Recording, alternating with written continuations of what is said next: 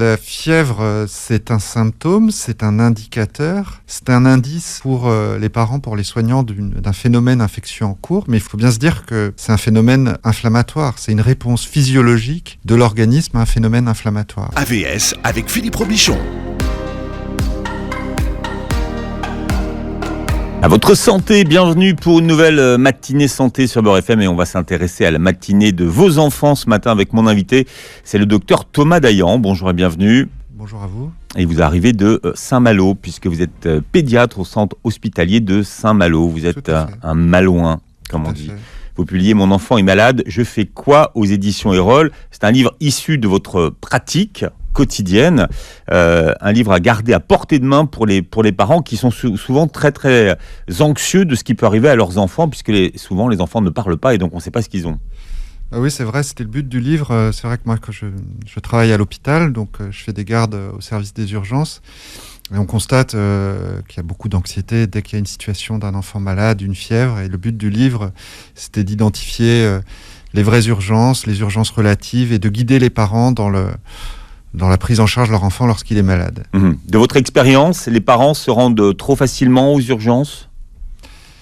C'est pas une question facile. En fait, ça dépend de l'âge de l'enfant. Je pense que nous, ce qu'on nous a appris à l'école, en tout cas à la fac, c'est que des parents anxieux, le rôle du médecin, c'est de répondre à leur anxiété. Et j'imagine que s'ils se présentent aux urgences, c'est que le niveau d'anxiété doit être important. Alors, il est véritable ou relatif, mais en tout cas, bon, nous, on s'adapte. Après, peut-être que le système de santé doit s'adapter aussi pour trouver des réponses, avoir des créneaux plus faciles chez les médecins généralistes, chez les pédiatres, pour désengorger les services des urgences, parfois qui sont assez chargés. Oui. Ouais, il faut dire que quand même, l'hôpital, c'est aussi une question de place et on oublie qu'une consultation injustifiée dans un service d'urgence, eh bien, c'est peut-être une place qui est prise pour une réelle urgence. Oui, c'est vrai. Après, il y a quand même des systèmes de filtres et d'orientation avec une sorte un nivellement de l'urgence. On a une infirmière d'accueil aux urgences qui permet d'identifier le niveau de gravité. Et donc, c'est vrai que lorsque le niveau de gravité est faible, une petite plaie, les patients vont attendre plus longtemps qu'une bronchiolite sévère, par exemple. Mais c'est vrai que pour les parents, tout est grave, rapidement. C'est vrai. Quand ça concerne notre enfant, à noter que votre livre s'adresse à des enfants qui ont de 0 à 6 ans. Tout à fait. J'ai appris un mot en lisant votre livre, c'est le traitement antipyrétique. Oui, alors je ne sais pas de quelle étymologie ça a, mais c'est le traitement anti-fièvre. C'est quand même on va dire le b.a.-ba un petit peu de la prise en charge d'un enfant malade, la gestion de la fièvre. C'est quelque chose qui semble assez simple et finalement qui a pas mal évolué dans l'histoire de la pédiatrie. Il y a une époque où on utilisait facilement des anti-inflammatoires dans la prise en charge de la fièvre. C'est beaucoup discuté et un peu moins d'actualité. Disons que le médicament à avoir dans sa trousse à pharmacie en permanence, c'est le paracétamol, voilà, dès le plus jeune âge. C'est marrant parce qu'on a beaucoup décrié le paracétamol. Ouais, c'est quand même un bon médicament, je trouve, qui a très peu d'effets secondaires, voire même pas du tout, quand il est pris à bonne dose. Moi, les rares effets secondaires que je vois, c'est dans des situations de surdosage ou parfois, et ça m'est arrivé cet été, de parents qui confondent les pipettes de dosage, en fait. C'est vrai qu'on se retrouve parfois dans une trousse à pharmacie avec plein de pipettes, la pipette de l'Advil, la pipette de l'Augmentin, et puis on prend la première pipette pour avoir la dose kilo. Et je me suis retrouvé une fois avec un enfant qui avait reçu, bon, c'était pas grave, hein, c'était 2 fois la dose, mais on avait été obligé de le garder en observation. Donc c'est vrai que j'en parle pas dans le livre, mais vous soulevez cette question-là. Il faut bien adapter les pipettes doseuses au flacon pour les enfants. Parce que vous expliquez que finalement, le paracétamol, on peut le prendre sous différentes formes, en fait. Tout à fait. Moi, je me souviens d'un temps où le paracétamol, comme d'autres médicaments, était facilement administré par voie rectale, les fameux suppositoires, voilà, qu'on a connus peut-être quand on était plus jeune. Le suppo est passé de mode. Hein. Ouais, c'est un peu passé de mode. Et alors, c'est curieux parce que moi, pendant mes études, j'ai travaillé pendant 6 mois en Amérique du Nord et ils comprenaient pas, quoi.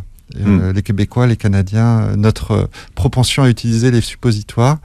Et ils avaient raison parce que, en fait, ce qu'on appelle la biodisponibilité, c'est-à-dire le passage du paracétamol dans le sang, qui va déterminer son efficacité, est pas très bien défini sur les formes rectales. Donc, une forme buvable est toujours préférable. Mais ça pose toujours le problème des enfants qui ont des nausées, des vomissements, où là, c'est pas toujours facile. Alors, la question de la fièvre est centrale parce qu'il y a eu des modes en termes de fièvre. On va rappeler aux gens à quoi elle sert la fièvre et de quoi elle est l'indicateur. Oui, c'est vrai, la fièvre, c'est un symptôme, c'est un indicateur, c'est un indice pour les parents, pour les soignants d'un phénomène infectieux en cours. Mais il faut bien, je pense que c'est là que vous voulez en venir, il faut bien se dire que c'est un phénomène inflammatoire, c'est une réponse physiologique de l'organisme à un phénomène inflammatoire. Ça veut dire que l'organisme réagit. Tout à fait. Et se bat. Tout à fait. Ouais, tout à fait. C'est lié à la libération de médiateurs chimiques, en fait, comme les interleukines. Et la fièvre en tant que telle n'est pas là pour rien et est censée avoir on va dire un effet bénéfique ou en tout cas promoteur de la lutte anti-infectieuse. Alors vous expliquez que ce qu'il faut différencier chez l'enfant, c'est la fièvre bien tolérée de la fièvre mal tolérée. Alors là, pour les parents, comment est-ce qu'on fait la différence et où on place le curseur ? C'est vraiment une question cruciale. C'est vrai que dans le livre, j'essaye de montrer aux parents les critères qui permettent de différencier une fièvre bien tolérée d'une fièvre mal tolérée. Chez l'enfant, bien sûr. Voilà, chez l'enfant. Alors, c'est quoi ces critères-là ? C'est avant tout, on peut parler de la coloration. Nous, c'est vrai que... De la peau, hein. Ouais, c'est ça, la coloration de la peau. C'est vrai que je me souviens de mes vieux chefs de pédiatrie qui me disaient que 50% de l'examen d'un enfant, c'est l'observation. Et en fait, c'est vrai qu'avec un peu d'expérience, quand on rentre dans une chambre d'un patient, on peut voir à l'œil nu l'état clinique de l'enfant. Donc il faut se méfier d'une pâleur, un enfant pâle, un teint plus pâle que d'habitude. Il faut se méfier d'un teint, alors nous on appelle ça un teint gris, quoi, un mauvais teint, un teint avec peut-être une cyanose au niveau des lèvres par exemple. La cyanose. Donc d'abord la coloration. Pour tout le monde, ce que c'est que la cyanose. Voilà, la cyanose, pardon. Donc la cyanose, c'est les extrémités des doigts, de la bouche, qui peuvent être un petit peu bleutées dans une situation de manque d'oxygène, par exemple, ou de fièvre mal tolérée. Voilà. Donc la coloration, l'état général de l'enfant, c'est vraiment important. Un abattement, une hypotonie, un manque de réactivité, ça, ce sont des signes d'alerte. À partir de combien, docteur, je parle de chiffres, hein, à partir de combien on peut estimer qu'un enfant fait de la fièvre ? Alors on dit que c'est 37,5 le matin et 37,8 le soir. On peut parler des techniques de mesure de la température aussi. Dans les écoles où j'ai appris la pédiatrie, on avait tendance à promouvoir plutôt la prise de la température en axillaire, c'est-à-dire sous l'aisselle, en rajoutant classiquement 0,5. Avec un thermomètre classique. À l'époque, on utilisait les thermomètres à mercure. Si vous avez un doute sur la qualité de la prise de température, à faire confirmer en rectal. Il y a beaucoup de produits sur le marché, bandeaux frontaux, thermomètres auriculaires. Les thermomètres auriculaires sont beaucoup utilisés par les services des urgences. Les bandeaux frontaux, nous, on les a utilisés dans le service. C'est pas, on va dire, des études... moins précis. Voilà, moi je trouve qu'ils sont moins précis et on a tendance à privilégier vraiment la prise de la température axillaire. C'est important. Alors pour les parents qui nous écoutent, quelles sont les fièvres qui nécessitent un avis médical urgent ? Alors, comment répondre à cette question ? Souvent on pense que le degré de température est un signal de gravité. Pas forcément. Moi je dirais qu'avant tout c'est l'âge de l'enfant. Plus l'enfant est jeune, plus une fièvre apparaissant est un signal de gravité. Chez le moins d'1 mois, il faut une consultation en urgence, donc c'est une bonne indication pour se présenter au service des urgences le plus proche. Chez le moins de 3 mois, une consultation assez rapidement, dans les 24 heures.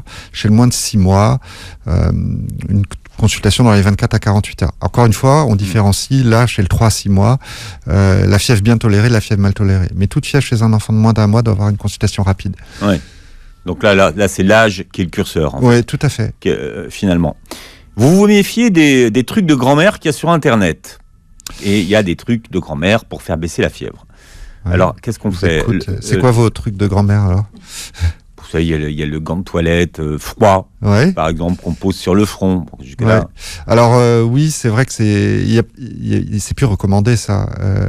Et comme vous dites, nous, c'était des techniques qui étaient censées faire baisser la fièvre, en fait. Tout à fait. Et c'est vrai qu'en pédiatrie, nous, alors parfois les grand-mères donnent de très bons conseils, mais parfois, c'est vrai qu'il y a eu beaucoup d'évolutions dans ce qu'on appelle la puériculture, c'est-à-dire les soins aux enfants, que ce soit en termes d'alimentation, d'hygiène ou de lutte contre la fièvre, ça a beaucoup changé. Donc, ce qui est vraiment important, c'est terminer le temps où on donnait des bains, par exemple. Pour faire baisser la température. Quand j'étais étudiant en médecine, on disait donner un bain 2 degrés en dessous de la température de l'enfant. L'enfant fait 40 degrés, on lui met un bain à 38. Alors ça, c'est à proscrire absolument. Pourquoi ? Parce qu'on s'est rendu compte que c'est toujours l'angoisse de ce qu'on appelle la convulsion fébrile. Alors ça, c'est intéressant, parce que vous avez un chapitre sur la convulsion, et ça, pour le coup, ça impressionne vraiment les parents. C'est ça. Et en fait, on se rend compte que la convulsion fébrile, elle peut être liée à l'augmentation rapide de la température, mais aussi la décroissance brutale de la température peut être un trigger, un déclencheur de crise convulsive. Donc, faire une crise convulsive dans un bain 2 degrés en dessous, je l'ai déjà vu, c'est pas très bien toléré en fait en général, quoi. Donc fausse bonne idée. Tout à fait. Le gant d'eau fraîche que vous avez signalé sur le front. Je pense que ça fait pas partie des conseils habituels. Après, c'est plus en termes de confort et de tolérance, si c'est bien toléré. Par contre, mettre des linges froids autour de l'enfant, c'est pas très conseillé. Il vaut mieux découvrir son enfant, le laisser en body, lui proposer une hydratation, ça c'est important parce que quand on a de la fièvre, on se déshydrate facilement, et du paracétamol. Vous parlez de la douleur chez l'enfant. Souvent, on s'est posé la question de la véracité et de la réalité de la douleur chez l'enfant. Et vous dites que d'abord, cette douleur chez l'enfant, il faut toujours lui accorder crédit. Oui, tout à fait. C'est vrai que quand on reprend l'histoire de la médecine et l'histoire de la pédiatrie, certaines interventions chirurgicales dans les années 50 étaient réalisées sans anesthésie. Je pense aux amygdalectomies, par exemple. Quand on y pense maintenant, ça fait un peu froid dans le dos. Qu'est-ce que c'est ? Alors, explique-nous ce que c'est. Alors, à l'époque, les amygdalectomies, c'est le fait d'avoir une intervention chirurgicale pour enlever les amygdales. Et à l'époque, elle pouvait se faire à vif au cabinet de l'ORL. C'est un temps qu'on n'a pas connu, fort heureusement. À une époque où on enlevait beaucoup les amygdales, en plus. Tout à fait, beaucoup plus que maintenant. C'est vrai que maintenant, on a plutôt tendance à réfléchir avant de faire ce geste-là. En fait, oui, on a démontré par de nombreuses études que l'enfant, même très jeune, même prématuré, était sensible à la douleur. Moi, je viens d'un service au CHU de Brest où on s'intéresse beaucoup au confort des prématurés par des systèmes d'observation type NIDCAP. On a défini des systèmes d'évaluation de la douleur chez le prématuré. L'enfant, bien sûr, n'a pas les moyens verbaux pour exprimer sa douleur, mais par des techniques d'observation comportementale, on peut se rendre compte d'une douleur chez l'enfant. Oui, alors vous parlez d'outils qui existent, d'échelles. Hein, oui, tout à fait. Oui, des échelles. Alors, il y a tout un tas d'échelles. Celle que j'aime bien utiliser, alors le livre s'adresse aux enfants jusqu'à 6 ans. À partir de 4-5 ans, en fonction de la compréhension de l'enfant, on peut utiliser des petites échelles visuelles analogiques où l'enfant déplace un curseur entre 0 et 10 pour nous dire le niveau de sa douleur. Il y a des échelles des visages aussi, où on lui dit « montre-moi le visage qui correspond à ta douleur ». Ça peut être intéressant également. C'est souvent une source d'anxiété, d'interrogation chez les parents. La maladie de l'enfant. Je reçois ce matin le docteur Thomas Dayan qui publie « Mon enfant est malade, je fais quoi ?» aux éditions Erol. C'est pour les enfants de 0 à 6 ans. Il y a énormément d'entrées dans votre livre, comme on dit, beaucoup de sujets abordés. On va en survoler quelques-uns ce matin. Ouais. Vous parliez des convulsions tout à l'heure. On apprend dans votre livre qu'il existe 2 types de convulsions, les convulsions fébriles ou non fébriles. Et 2 types de convulsions fébriles. Oui. Et vous dites qu'il y a des terrains familiaux en termes de convulsions, c'est-à-dire... C'est vrai que dans le contexte de convulsions fébriles, assez souvent, on peut retrouver des antécédents dans la famille. Et finalement, c'est presque un critère de bénignité, c'est-à-dire de convulsions fébriles simples, sans critère de gravité. Si on demande aux parents si le grand-père ou le cousin faisait le même type d'événement, quelque part, ça nous montre qu'il y a peut-être une petite prédisposition génétique. On est tous sujets à potentiellement faire une convulsion dans un contexte de fièvre, c'est le niveau de fièvre. Les enfants sont beaucoup plus vulnérables par rapport aux convulsions fébriles. et ceux pour lesquels il y a des antécédents familiaux de convulsions fébriles vont peut-être déclencher une crise fébrile pour un niveau de fièvre plus faible que pour la population générale. D'accord. Et qu'est-ce qui se passe en cas de convulsion ? C'est quoi ? C'est le cerveau qui déconnecte ? C'est une sorte... en fait, la température diminue le seuil épileptogène. Il y a plein de facteurs qui peuvent déclencher une convulsion, une hypoglycémie, un traumatisme crânien, et la température est un de ces facteurs-là. Et une température qui monte très rapidement peut en effet déclencher, on va dire, un orage convulsif, c'est-à-dire une sorte de court-circuit quelque part. Et à noter que c'est un motif d'urgence, assez fréquent. Oui. Nous, les motifs de consultation les plus fréquents, c'est la fièvre, les infections urinaires et les convulsions fébriles. Dans le service dans lequel je travaille, c'est toutes les semaines. Ouais. Certains pédiatres, on parlait de fièvre à l'instant, conseillent d'alterner la prise de paracétamol et d'anti-inflammatoires non stéroïdiens, comme l'Advil, par exemple. Vous, quel est votre avis là-dessus ? Alors c'est vrai que moi j'ai tendance à ne pas recommander forcément cette alternance Doliprane-Advil, qui était pourtant un conseil qu'on formulait assez facilement dans le passé. Ce qu'on se rend compte, c'est qu'à l'heure actuelle, on a plutôt tendance à tolérer une fièvre, dans la mesure où elle est bien acceptée par l'enfant, et garder le paracétamol si la température est supérieure à 38,5, que l'enfant la tolère mal, à donner toutes les 6 heures. Parfois, moi, ponctuellement, j'accepte de rapprocher ce délai de 6 heures à 4 heures. Et la prise d'Advil, dans un contexte de fièvre, je ne la conseille pas. Pourquoi ? Parce que y a eu quelques effets secondaires décrits, notamment dans des cas d'otite ou d'angine ou d'infection urinaire, où finalement on était plus délétère que bénéfique. Il y a un sujet émergent aujourd'hui, c'est la question de l'immunité et du système immunitaire des enfants. Oui. Est-ce que ces 2 dernières années qu'on vient de vivre et l'utilisation des gestes barrières va fragiliser l'immunité naturelle des enfants ? Est-ce qu'on a déjà des éléments de réponse à cette question ? Moi, je trouve que c'est un sujet passionnant, ce que vous décrivez.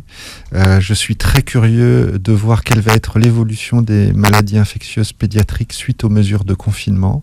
Il y a beaucoup d'interrogations, beaucoup d'inconnus. On s'en rend compte également pour le Covid. On nage en eau trouble. Par exemple, à l'heure actuelle, en effet, il y a une épidémie de bronchiolite, moi, qui m'a... Alors, très anticipé par rapport à d'habitude. Il faut expliquer que cette année, elle arrive très tôt. Ouais. Alors, je suis pas spécialiste en maladies infectieuses, je précise, mais elle a surpris, je pense, beaucoup de mes confrères par la rapidité de son installation et par sa saison.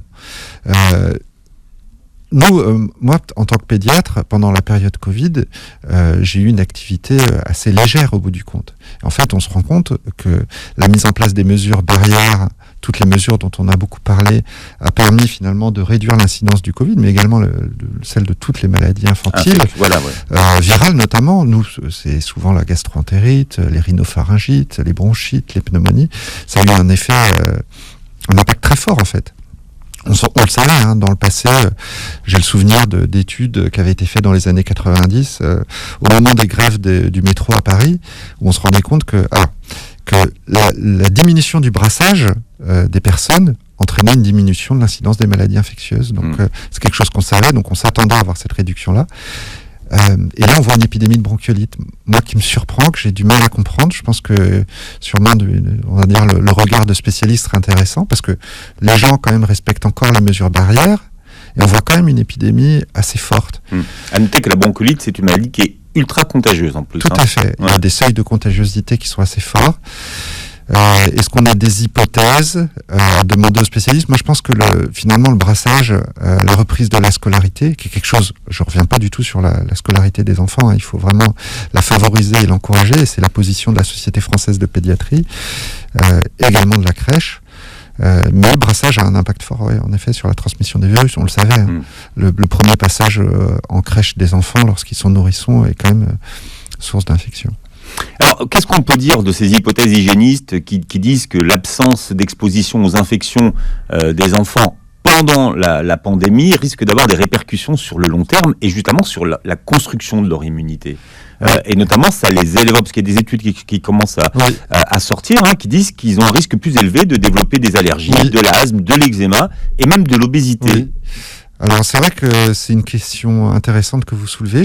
Vous avez plus de veille sanitaire que moi parce que j'ai pas encore vu ces études-là mais c'est des choses qu'on connaissait en fait. C'est les théories hygiénistes, c'est-à-dire que l'exposition aux maladies infectieuses de l'enfant et aux virus est une source de danger pour l'enfant parce que parfois il peut y avoir des maladies sévères, mais également il y a un lien avec les allergies en effet. Donc je pense qu'il faut une veille sanitaire très forte et voir un petit peu quelle va être l'évolution en effet des niveaux allergiques, des niveaux de prévalence ou d'incidence des maladies allergiques chez l'enfant. Il va falloir être attentif là-dessus en effet. C'est pour ça qu'on dit que les enfants qui sont nés par césarienne et qui n'ont pas été en contact avec les microbes du vagin sont plus fragiles que les autres. Oui, tout à fait. Alors c'est vrai que on essaye maintenant de fournir à l'enfant cette exposition un petit peu à ces agents immunogènes, notamment que les enfants n'ont pas eu lors de la césarienne. On encourage bien sûr la poursuite, l'allaitement maternel, quelque chose d'important aussi dans ce contexte-là. On parle de l'épidémie de bronchiolite. C'est vrai que les symptômes de la bronchiolite sont souvent très impressionnants pour les parents, mais vous dites que c'est finalement une maladie qui au fond est bénigne. Oui, après tout dépend qui elle touche et à quelle période de sa vie. On a quand même des facteurs de risque de gravité. C'est sûr qu'un enfant qui a un antécédent de prématurité ou de maladie cardiaque est quand même un enfant plus à risque de développer une forme sévère. L'âge de l'enfant est un facteur fort. C'est vrai qu'un enfant qui fait une bronchiolite qui est âgé de moins d'un mois a plus de chances d'être hospitalisé. On a, comme pour une grande partie des maladies virales, pas de traitement de la cause, c'est-à-dire il n'y a pas d'antiviral qu'on donne dans les bronchiolites. Il y a quand même un médicament préventif qui est intéressant, c'est les anticorps anti-VRS qu'on utilise chez certaines populations à risque, qui coûtent assez cher, qui est bénéfique pour ces patients-là, avec une injection tous les mois, pendant la période hivernale, pour les grands prématurés. Qui sont les enfants à risque d'ailleurs Alors pour la bronchiolite sévère, ce sont les grands prématurés, les enfants nés avant le terme de 32 semaines d'aménorrhée, et les enfants qui ont une maladie cardiaque aussi. Voilà. Pour la bronchiolite, la prise d'antibiotiques est indiquée ou pas ? Non, il n'y a pas de place pour l'antibiotique dans la bronchiolite. En fait, nous, notre rôle de médecin se limite finalement à donner des conseils habituels, qui sont la lutte contre la température, si celle-ci est mal tolérée, fractionner l'alimentation, c'est-à-dire qu'un enfant qui est âgé, je sais pas moi, de 4 mois, qui est à 4 biberons de 210, s'il s'agit d'un allaitement artificiel, on va proposer peut-être 6 biberons, parce qu'en termes de tolérance, avec des quantités moindres. Faire des bons soins de nez, le lavage du nez, ça c'est vraiment important. Et le fameux mouche bébé alors ? Qu'est-ce que vous en pensez ? Après, si vous me demandez mon opinion personnelle, moi je suis pas un grand fan du mouche bébé. Je préfère un bon soin du nez avec une pipette de sérum physiologique dans une narine puis l'autre narine. Le mouche bébé, j'ai tendance à ne pas l'utiliser, sauf parfois, exceptionnellement, ponctuellement, s'il y a des sécrétions qui peuvent rester, mais vraiment pas en prime abord, parce que en fait ça a un effet un petit peu inflammatoire, le fait d'aspirer dans les sécrétions nasales, et parfois ça peut faire saigner. Donc non, je l'utilise pas. Mieux. Oui, éviter. Ouais. Quelle différence vous faites entre une toux sèche et une toux grasse d'ailleurs ? Alors, ça peut être intéressant. Maintenant, on a des smartphones et on s'en sert pas mal, notamment mes collègues du SAMU, du Centre 15, de faire enregistrer la toux de l'enfant. Et ça peut nous aider un petit peu de faire enregistrer des pleurs de l'enfant. On peut savoir si la toux elle est rauque ou s'il y a des sifflements. C'est difficile de décrire la différence entre une toux sèche et une toux grasse. Mais qu'est-ce que ça vous donne comme indication à vous Une toux sèche, c'est une toux irritative. On va chercher plus facilement des sifflements à l'auscultation qui pourraient évoquer une crise d'asthme. Une toux grasse est plutôt le signal d'une bronchite. Dans l'histoire d'une bronchiolite, on décrit souvent que la toux est sèche au départ, puis devient grasse secondairement. Après, c'est pas forcément un marqueur de surinfection bactérienne ou de choses comme ça. Après, la question aujourd'hui, c'est de savoir comment, et pour les parents, comment aider l'enfant à mieux respirer. Ouais, tout à fait. Alors c'est mieux respirer. Alors déjà réduire le tabagisme passif. Donc vraiment, si les parents fument, avec un enfant en bas âge, essayez d'arrêter de fumer. Si ça n'est pas possible, fumez dehors. Et si vous fumez dehors, changez de vêtements. S'il y avait un petit lainage ou une écharpe, vraiment d'enlever l'écharpe parce que ces petites particules-là sont dangereuses. Un air un peu humidifié dans la maison. Ça peut être un humidificateur, mais ça a un certain coût. Mais moi, j'ai tendance à conseiller un petit bol d'eau sur le radiateur. Attention aux accidents domestiques quand même. Faut pas que ce soit à portée de main de l'enfant. Le bol d'eau, c'est comment on appelle ça, des saturateurs qu'on mettait à côté des radiateurs pour l'humidification. Oui, c'est ça c'est bénéfique. Un air sec, c'est toujours un peu irritant. Bon, quand vous expliquez, par exemple, dans votre région, à vous, la Bretagne, la bronchiolite, vous n'êtes pas encore en alerte rouge, vous, et pour la Covid, vous avez été, on va dire, préservé longtemps. C'est l'air breton. C'est vrai que, alors je sais pas, c'est vrai qu'on a eu une tempête la semaine dernière à 150 km/h, donc j'imagine que les petits virus sont partis vite vers la région parisienne. Mais nous, c'est vrai que souvent on regarde en fait, on regarde pas à l'ouest, on regarde vers l'est, on regarde ce qui se passe au niveau épidémiologique en région parisienne, parce qu'on sait très bien que les vagues parisiennes vont finir par se dérouler chez nous. Donc on est très vigilant, on sait que la situation est assez tendue en région parisienne à l'heure actuelle, donc nous on fait acte de prudence et on essaye d'anticiper même sur nos effectifs paramédicaux notamment, pour pallier à cette future épidémie, en tout cas qui est déjà présente mais qui sera peut-être assez prégnante chez nous. C'est vrai qu'en Bretagne on a eu un petit peu moins d'incidence du Covid. Quelle est l'explication? Peut-être à demander aux spécialistes. Je pense qu'il y a peut-être moins de brassage aussi en termes de transport en commun. Je suis pas sûr qu'on soit plus, on va dire, rigoureux que la moyenne de la population sur le plan de l'hygiène. On parlait de la toux tout à l'heure. Quel est votre regard sur les fameux médicaments antitoussifs? Terminé. C'est-à-dire terminé. Terminé. Il n'y a plus aucune place. Je vais peut-être pas faire plaisir. C'est-à-dire que vous, les petits sirops qui... Ouais, il n'y a plus aucune place en fait. On va pas citer les noms, mais il y a des sirops, il y a des systèmes d'irrigation nasale, il y a des suppositoires. Les suppositoires, ils contiennent des produits qui peuvent générer des convulsions. Les sirops n'ont aucune place. Il y a vraiment... ça n'a pas fait la preuve d'une efficacité. Donc je le conseille jamais. Non. Et qu'est-ce que vous conseillez justement aux parents? Alors c'est ça qui est un peu dur, parce que les parents souvent, alors moi j'ai peut-être un peu plus le confort de travailler dans un milieu hospitalier, donc on voit des formes plus graves où on peut mettre en place des traitements et les enfants sont hospitalisés, mais par rapport à une toux de l'enfant, ce sont les conseils habituels. Il n'y a pas beaucoup de médicaments qui vont être efficaces. Les conseils que je vous ai précisés tout à l'heure, l'utilisation du miel aussi. Vous dites que finalement vous testez le miel et son efficacité. Oui, alors on l'utilise pas forcément à l'hôpital, mais la prise de miel, alors le miel est contre-indiqué chez l'enfant de moins d'1 an, mais chez un enfant un peu plus âgé, ça peut avoir un effet, on va dire, apaisant et un peu anti-irritant localement. On parle de vrai miel, bien sûr. Tout à fait. Pas de miel glucosique. C'est ça.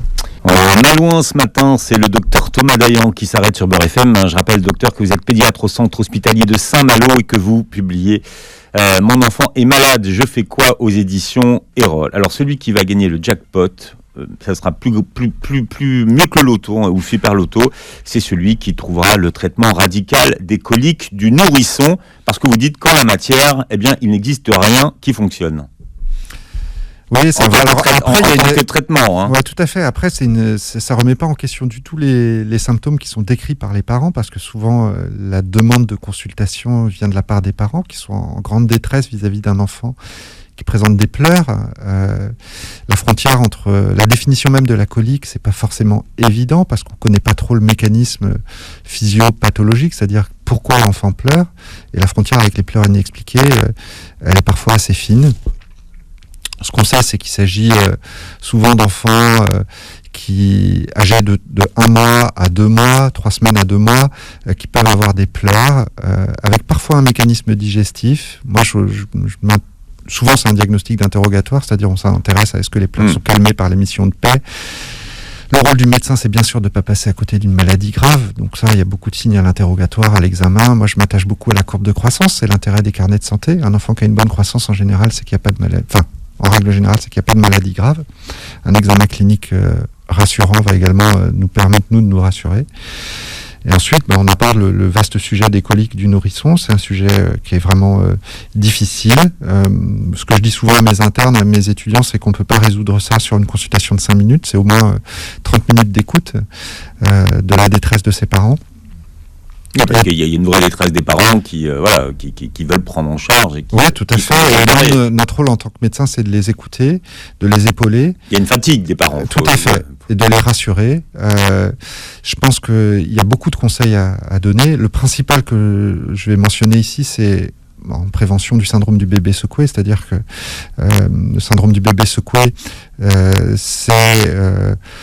on va dire quelque chose d'assez grave qui peut toucher les nourrissons avec des parents en situation, parents ou encadrants d'une structure lambda, dans une situation de stress énorme, vont avoir tendance à mobiliser l'enfant et à le secouer pour calmer les pleurs.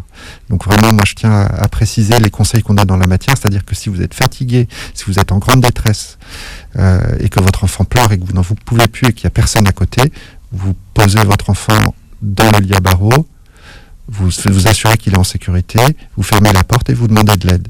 Le voisin, la grand-mère, le soignant.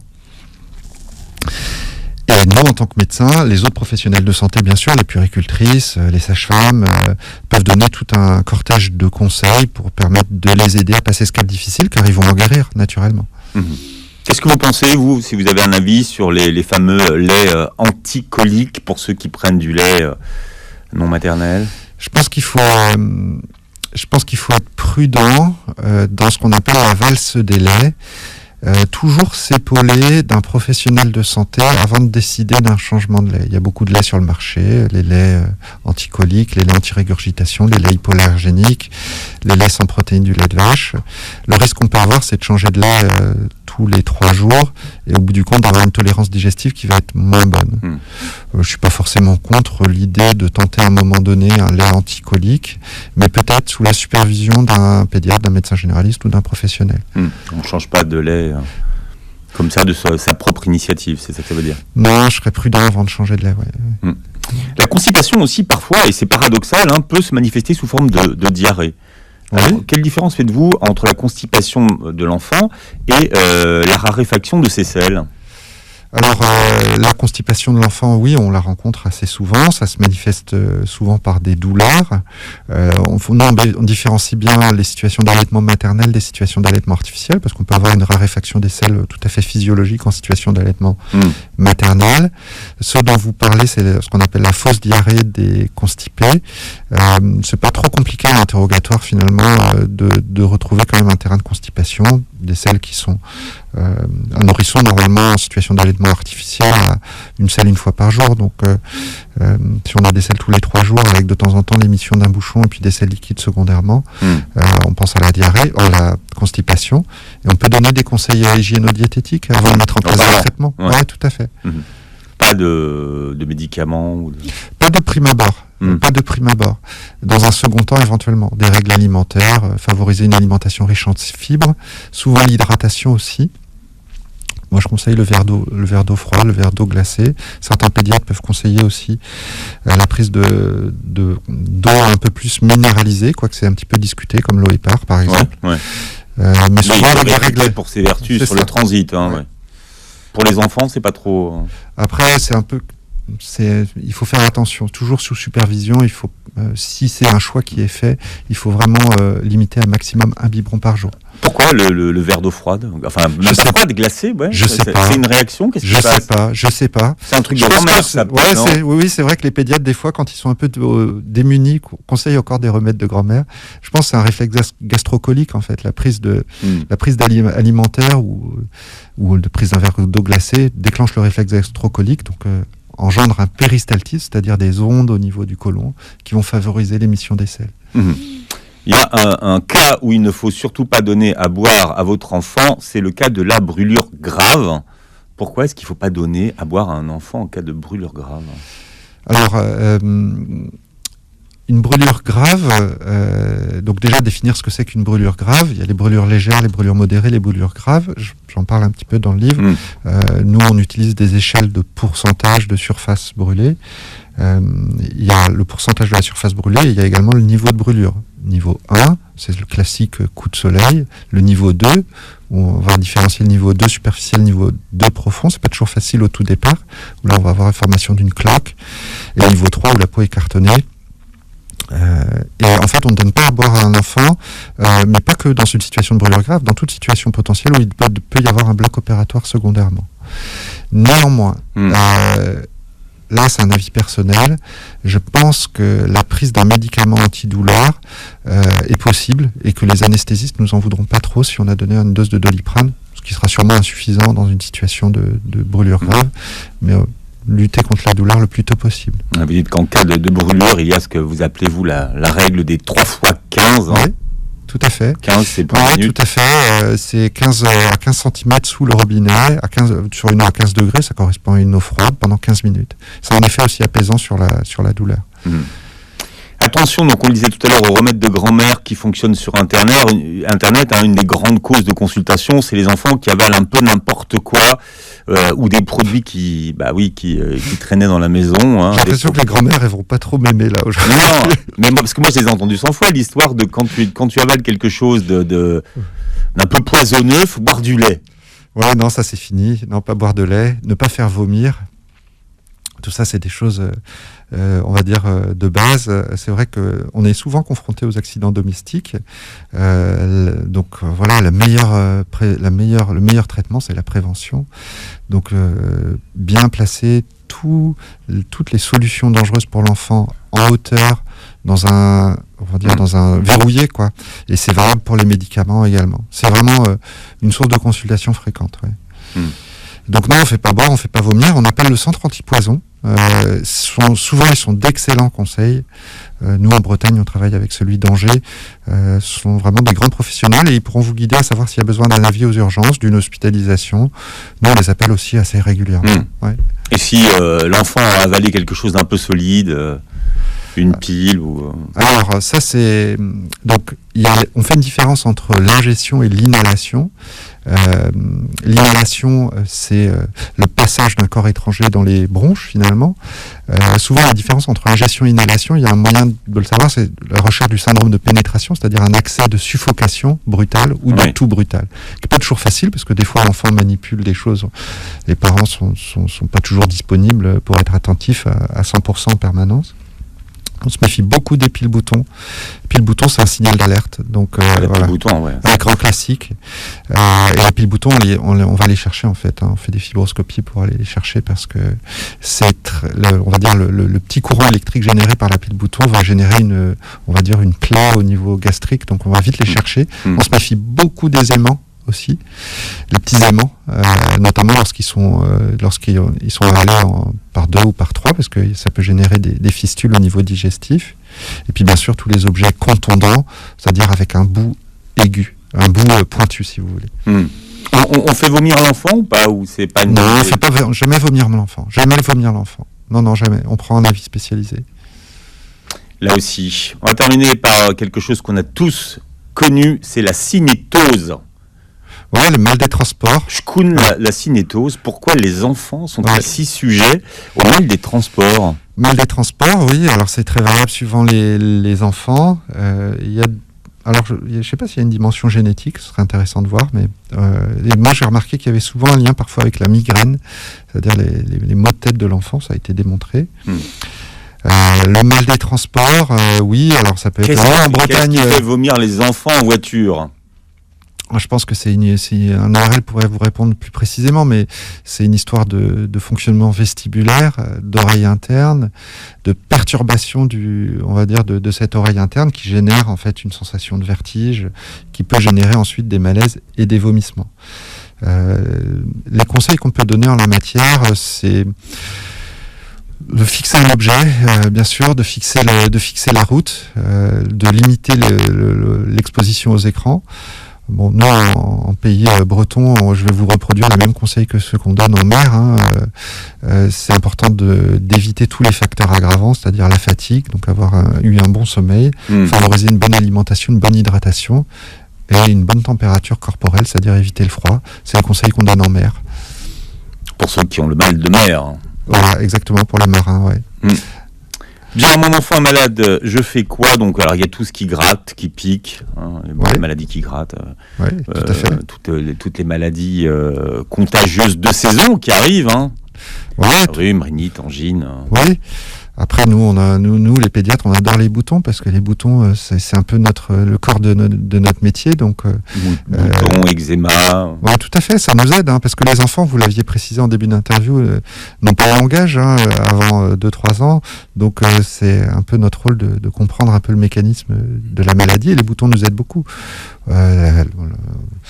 La scarlatine, le syndrome pied-main-bouche, la varicelle, c'est le cœur du métier. Et encore une fois, si vous voulez aider un médecin, le smartphone est un bon outil en fait.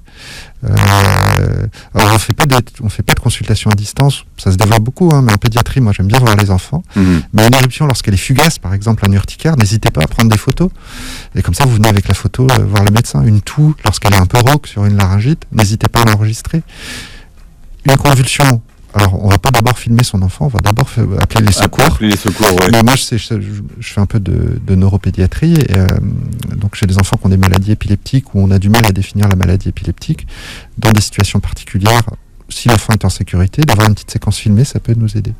Docteur Thomas Dayan qui est avec nous, auteur de Mon enfant est malade, je fais quoi chez Erol. Vous réécoutez l'émission podcast sur beurrefm.net et puis vous revoyez cette vidéo sur la chaîne YouTube de Beurre FM. Merci d'avoir été avec nous. Merci à vous. Vous pouvez retourner dans la cité de Saint-Malo et passer une très belle journée santé sur Beurre FM.